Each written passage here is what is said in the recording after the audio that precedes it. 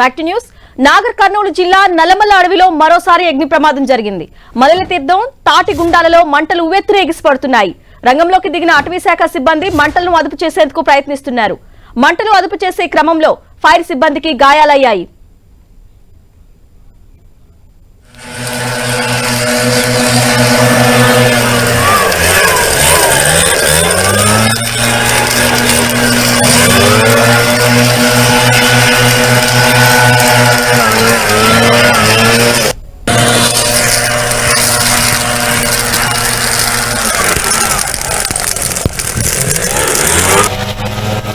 మలయతీర్థం తాటిగుండాలలో ఎగిసిపడుతోన్న మంటల దృశ్యాలు మనం చూస్తున్నాము. మరోవైపు అటవీ శాఖ సిబ్బంది, ఫైర్ సిబ్బంది సహాయంతో మంటలను అదుపు చేసే క్రమంలో వారి కూడా గాయాలైనట్లుగా తెలుస్తోంది.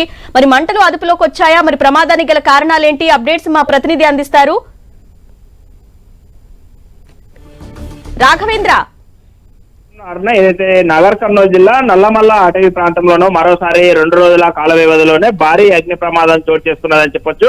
గత 2 రోజుల క్రితము దాదాపు 100 హెక్టార్ల వరకు కూడా అటవీ అంతా కూడా అగ్నికి ఆహుతి అయింది. మరోసారి ఇప్పుడు భారీ అగ్ని ప్రమాదం చోటు చేసుకున్నది. అయితే ఈ అగ్ని ప్రమాదానికి సంబంధించినటువంటి కారణాలపైన అటవీ శాఖ అధికారులంతా కూడా విచారణ చేపట్టారు. ఏదైతే వేసవి కాలము ఎండలో ఉష్ణోగ్రతలు ఎక్కువగా ఉండడంతోనూ ఒకసారిగా ఈ మంటలను అదుపులోకి చేయడానికి కొంతవరకు అటవీ శాఖ అదేవిధంగా ఫైర్ సిబ్బంది కూడా కొంత అక్కడ సమస్యగా మారిందని చెప్పవచ్చు.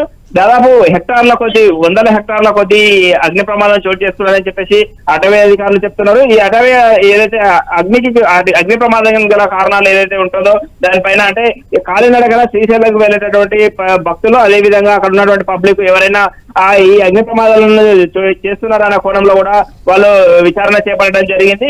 అయితే దాదాపు అక్కడ ఉన్నటువంటి వన్యప్రాణులకు కూడా పెద్ద ఎత్తున కూడా అక్కడ వన్యప్రాణులకు ప్రాణ నష్టం జరిగే అవకాశం ఉంటుంది అగ్ని ప్రమాదాలు చోటు చేసుకున్నటువంటి క్రమంలోనూ. అయితే ఇప్పటి వరకు ఆ అగ్ని ప్రమాదాలను అరికట్టేటటువంటి క్రమంలోనూ అక్కడ ఉన్నటువంటి ఫైర్ సిబ్బంది కూడా కొంతవరకు గాయాలయ్యేవి. వారిని ప్రభుత్వ ఆసుపత్రికి కూడా తరలించినట్టు తెలుస్తుంది. మంటలు మాత్రము క్రమక్రమంగా అదుపులోకి తీసుకుంటున్నట్టు కూడా తెలుస్తుంది. రాఘవేంద్ర, వేసవి సమీపిస్తుందో లేదో ఉష్ణోగ్రతలు కూడా పెరిగిపోతున్నాయి. ఈ నేపథ్యంలో చిన్న నిప్పు రవ్వ రాజుకున్నా సరే పెద్ద ప్రమాదం జరిగే అవకాశం ఉంది కదా. సో అటవీ శాఖ అధికారులు ఎటువంటి జాగ్రత్త చర్యలు తీసుకోబోతున్నారు? అయితే అటవీ శాఖ అధికారులు ఇప్పటికే ఆ ఫారెస్ట్ ప్రాంతం గుండా శ్రీశైలంకి వెళ్ళేటటువంటి భక్తులకు పూర్తి స్థాయిలోనే హెచ్చరికలు జారీ చేయడం జరిగింది.